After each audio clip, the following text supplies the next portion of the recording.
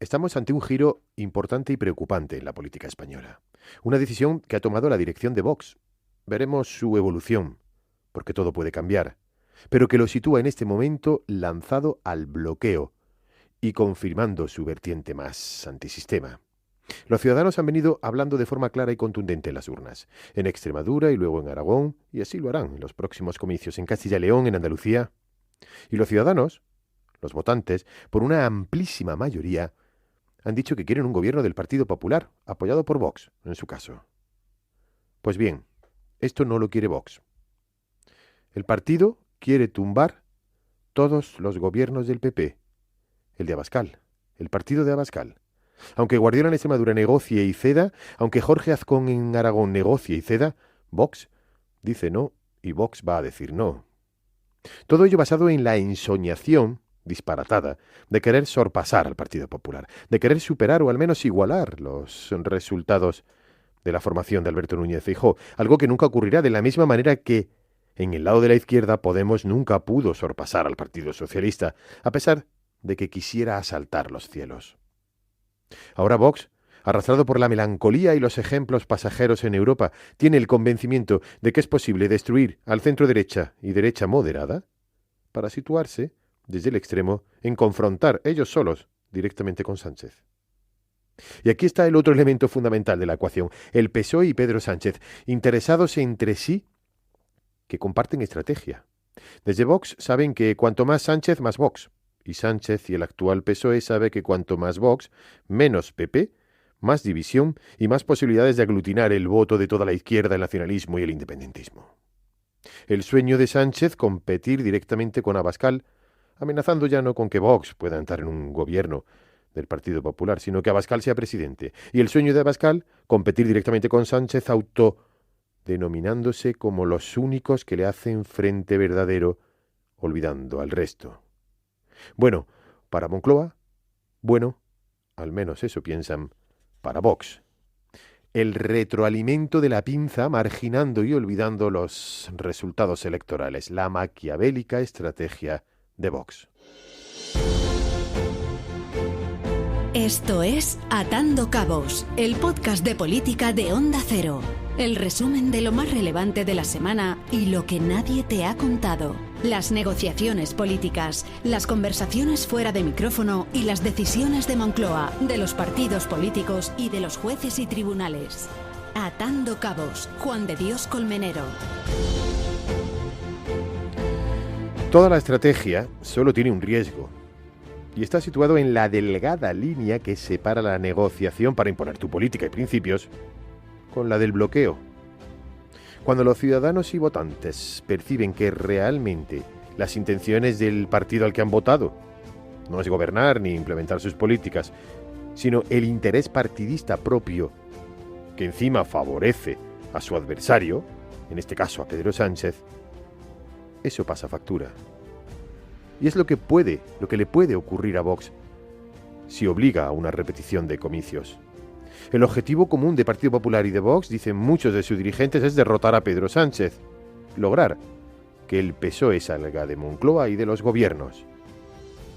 Es lo que le puede pasar a Vox si se obliga a una repetición electoral, que eso no ocurra en Extremadura, en Aragón o en los comicios que vengan. La primera meta volante es Extremadura. Aquí, el Partido Popular de María Guardiola obtuvo el pasado mes de diciembre el 43% de los votos. Y le sacó 26 puntos porcentuales a Vox, que fue tercera fuerza política.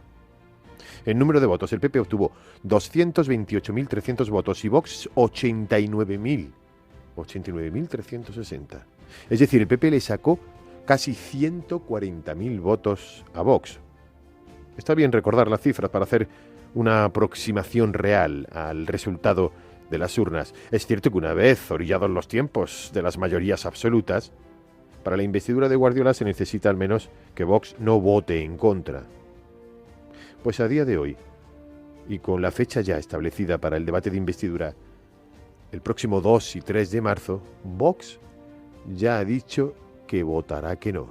Es decir, que votará junto con el PSOE para tumbar al gobierno del Partido Popular. Y su intención es hacerlo obedeciendo a esa estrategia intencionada también en los comicios siguientes. Porque en Vox ya no ocultan que su horizonte político va más allá de la próxima cita electoral. Una estrategia que va incluso a las generales de 2027 y posteriormente en los comicios generales de 2031. La fórmula elegida para este salto cuantitativo y cualitativo es clara. Y ponen el ejemplo en la Francia de Marine Le Pen. Un camino, dicen, que es incluso asumible, que ha ensanchado su base electoral, apelando a sectores populares, desencantados y situándose como fuerza de impugnación del sistema, casi de antisistema. En esa línea Vox ha intensificado su discurso antipolítico.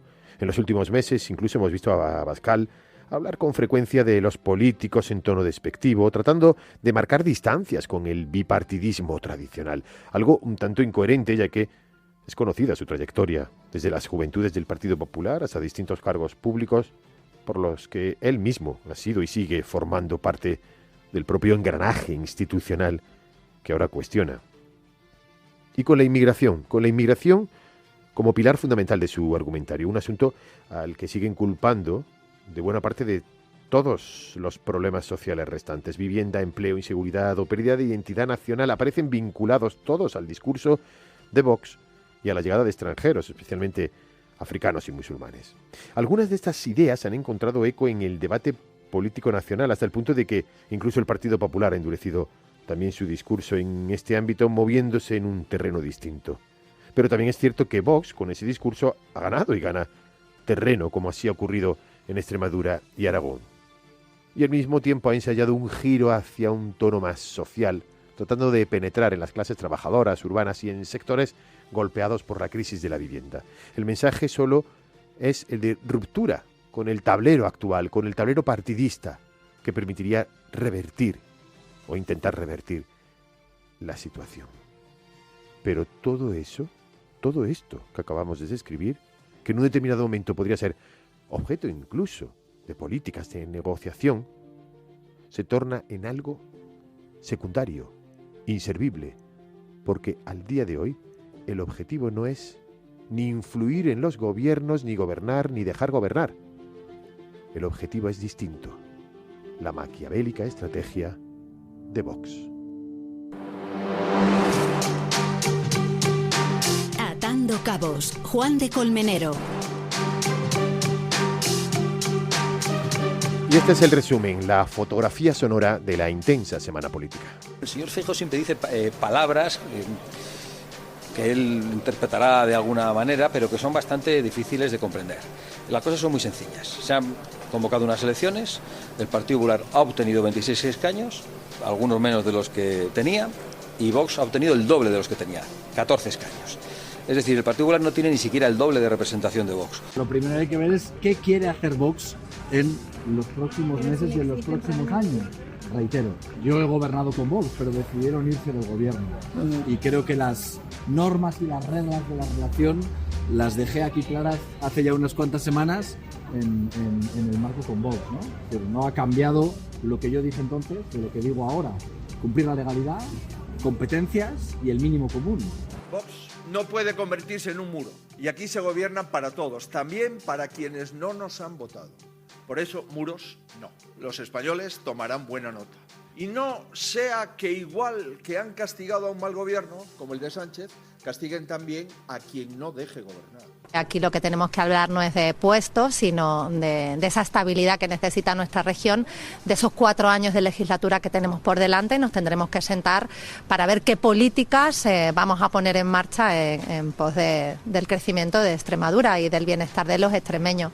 Yo creo que tenemos que hablar de un gran acuerdo. Como consecuencia de la tragedia, se han lanzado muchos bulos a lo largo de este último mes. Uno de los más recurrentes es que el accidente se ha producido porque el gobierno ya no invierte en mantenimiento y solo lo hace en bonos de transporte. Es una gran mentira. Miren, desde el año 2018 hemos multiplicado prácticamente por 3 la inversión en infraestructura ferroviaria, pasando de 1.700 millones de euros a cerca de 5.000 millones de euros en el año 2025. Han dicho ustedes de todo sobre lo que ocurrió en el accidente y no ha colado nada.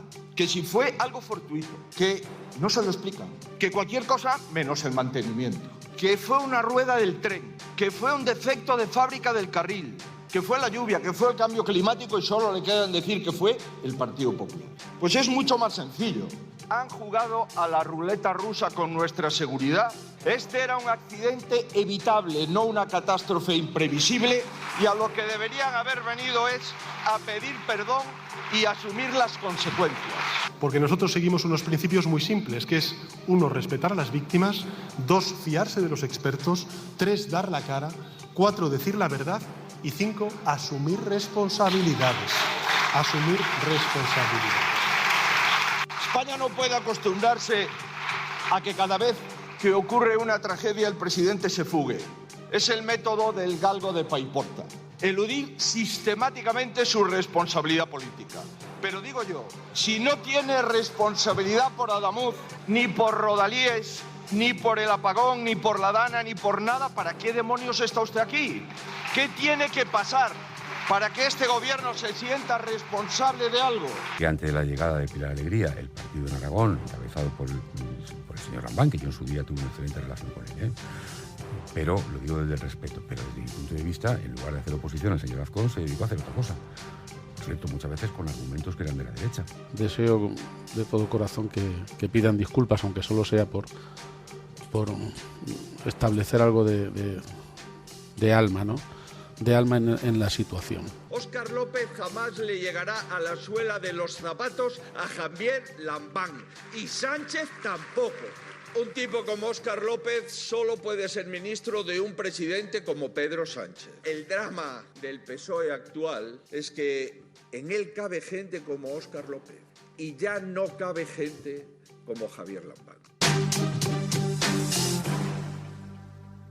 Las acusaciones de Óscar López responsabilizando al fallecido Javier Lambán del resultado en Aragón, las responsabilidades políticas tras el accidente del tren en Andalucía, las negociaciones de Partido Popular y Vox y todo lo que vayamos conociendo en los tribunales relacionado con la corrupción. De todo ello seguiremos hablando en el próximo capítulo de Atando Cabos. Esto es Atando Cabos, el podcast de información y análisis político que te resume y te cuenta lo que hay detrás de las decisiones más importantes, con Juan de Colmenero.